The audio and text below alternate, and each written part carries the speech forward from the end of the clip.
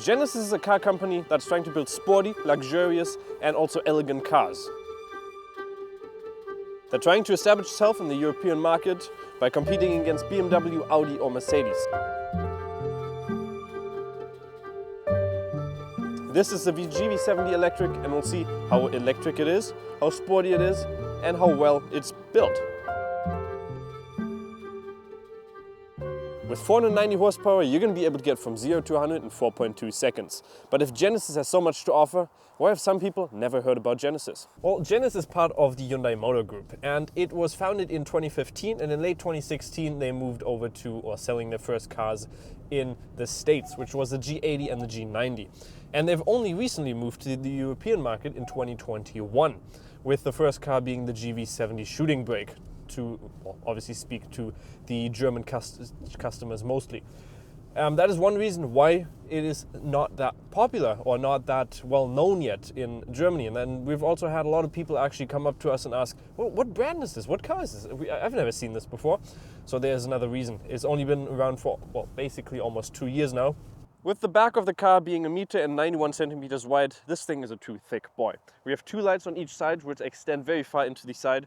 We have some lights up top with a little of a spoiler. This is going to open in a second. We also have our chrome touches down here to, obviously we don't have exhaust, so it looks like that a little bit. And then further on, first of all, we have the Brunswick green matte color in here, which is a very nice color with some nice touches on the sides. You can see this doesn't extend all the way through, but is well, kind of matched with the light bar up top. We also have our black windows. We also have our wheels, which are 20-inch Pilot Michelin Sport wheels for the electric or the EV wheels. And then general keyless go, keyless entry and stuff like that. And also one thing I do like about the brake calipers is they have their own brake calipers with Genesis on the logo.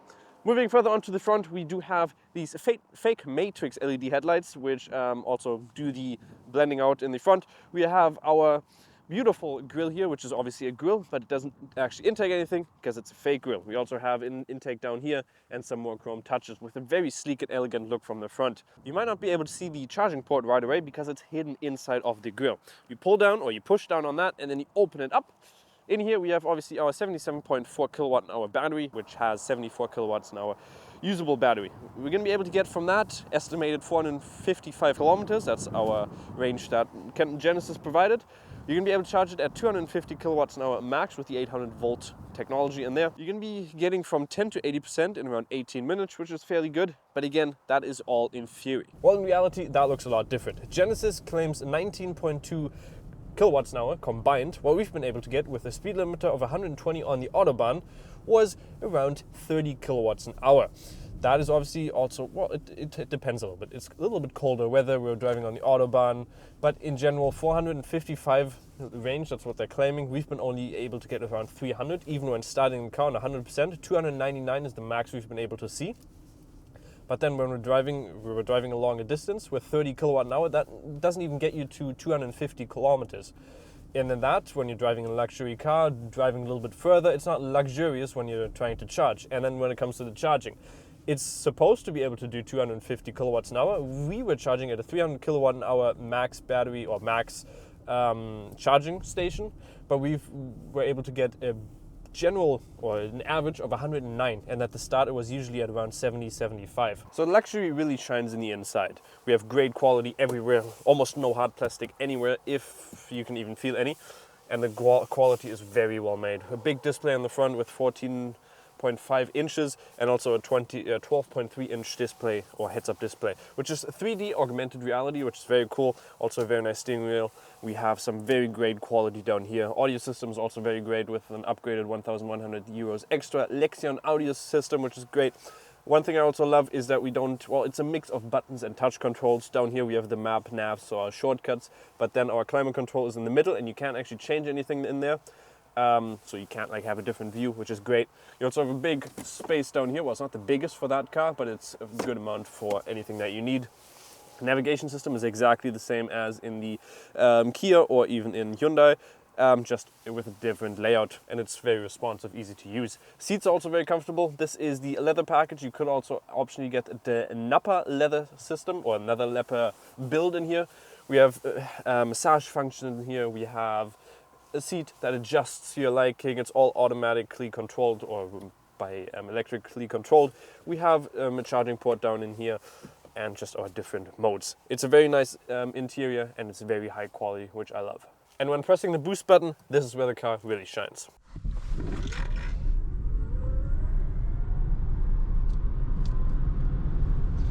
This is where the car really shines, with 4.2 seconds from 0 to 100, with 490 horsepower and 700 newton meters of torque, with a dual motor setup, and 4.5 seconds that we were able to get with a slope of 1.5. This is where the car really accelerates.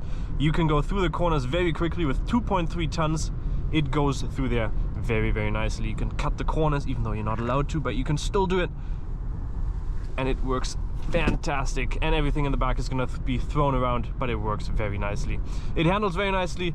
Even the suspension stiffens up a little bit. Your seats get a little bit stiffer, so they adjust to your liking when you go into the sport mode, and it is great for that. So if you want to press the boost button, you can go with the extra 80 horsepower, so you can go and just accelerate out of there, which is great. Also from 80 to 120 in 2.5 seconds, which is ridiculous. So we also have our heads-up display, which is an option, as well as the digital cockpit, which is also 3D, which is very nice.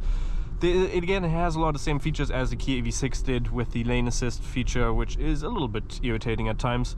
You have a lovely steering wheel with obviously the boost button, which we just showed you. We also have some regeneration pedals on the back, so this can do one pedal drive. You are optionally able to do that as well.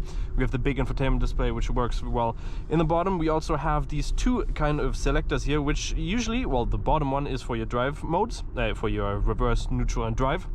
And then the middle one is to control the center display. But sometimes you accidentally want to change something on the display, and when you're looking straight ahead, you don't want to take your eyes off the road, and then you accidentally switch into neutral mode like this, and then it's like, okay, why is there no gas coming? And then you're like, oh wait, I forgot to put it into drive, or into the correct gear, which sometimes is annoying. But then you also have your different drive modes. You have eco, you have sport, you have comfort, but then if you hold it down, you can actually change it into snow, mud and sand, which are different modes, so they obviously work for that kind of environment.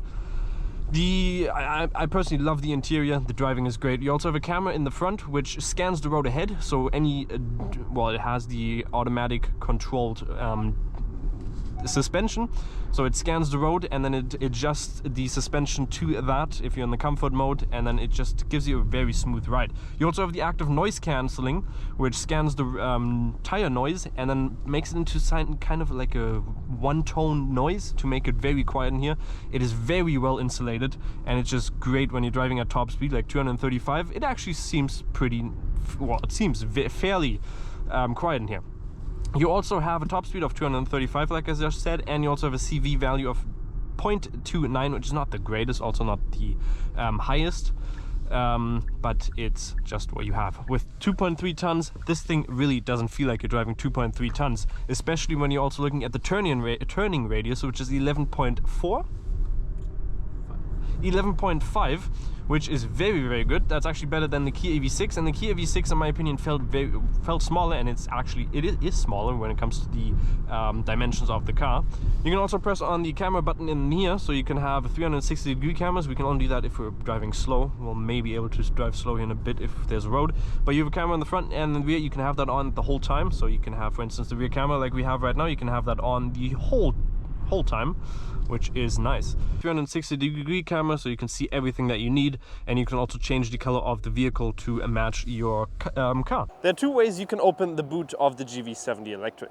First of all, you have the button, which you might not be able to see straight away, which is right up here. You can press that, or you can also wait for the car to do its 3 beep sounds, and then it's going to open automatically. In here we have 503 liters of storage. If you flip over the front seats, we're going to be able to get 1,687 or 78 liters. The boot is obviously fairly high, which is good if you're trying to load some bigger groceries in here. That's also due to the fact that you obviously have the battery right below it. You do have some space in here where you can store some stuff, but if that's not enough, you can also use the Frunk in the front, which is capable of holding 25 liters in here, just like the EV6. So you might be able to fit your charging cable in there. You also have some rods on the sides, and that's basically it for the front. Most electric stuff is in there due to the fact that we have 2 motors. The back seats are basically as luxurious as on the front. We have almost no plastic apart from a little bit on the front seat, but that's not too much. We also have two buttons on the side seats from the passenger seats where you can actually change the reclination and also how far they are forward and stuff like that. I don't know why you put that in there. For little kids in the back, that might be a little fun thing to play with, so it might not be the best thing. You also have climate control. You could optionally also get heated seats in the back. We don't have it on this car. And you also have two USB ports right down there. The middle seat, you can't fold it down, but one thing is you can't actually make a through pass through here, so you can't put skis in there or any long load. So if you want to go skiing with 4 people, this is definitely not a car you want to do it in, because you're not going to be able to fit 4 people and skis in here.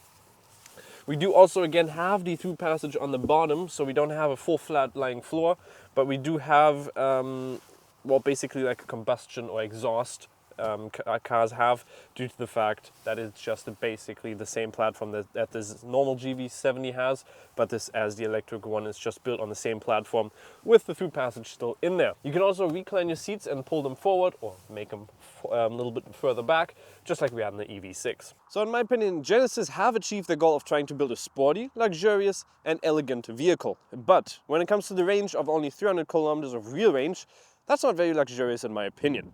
The quality and everything is obviously luxurious, but considering you're going on business trips, longer trips, because this car you're not going to be using in the city to drive around because it's a big one. You want to use it for longer trips. And then 300 kilometers, not being able to charge at full speed, so it's going to take you a long time.